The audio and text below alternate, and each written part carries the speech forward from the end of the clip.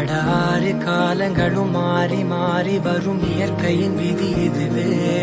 அழியாத காயங்களை ஆற்றும் மாயங்களை அனுபவம் கொடுத்திடுவே. மழை காற்றோடு போகும் வரை